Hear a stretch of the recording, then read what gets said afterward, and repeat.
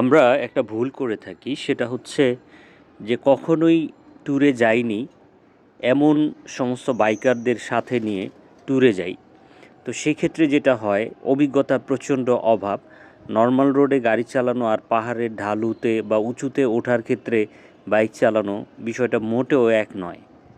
তো এই ক্ষেত্রে যেটা হয়েছে, যেমন সামনের যে বাইকার রয়েছে, সে এই ঢালুতে যাওয়ার ক্ষেত্রে সে এখন ভয় পাচ্ছে। সামনের দিকে ঢালুটা আরও প্রচণ্ড রকমের খাড়া, যার কারণে সে আর যেতে পারতেছে না। মানে এরপরে গেলে সে তার আত্মবিশ্বাস হারাচ্ছে। এইরকম একটা পরিস্থিতিতে এখন পেছনের বাইকার হিসেবে আমরা যেটা করব, তাকে আমরা পার করে দিব নিজেরা ড্রাইভ করে। তো আমাদের সঙ্গেই থাকুন, দেখতে থাকুন আসলে কি হয়।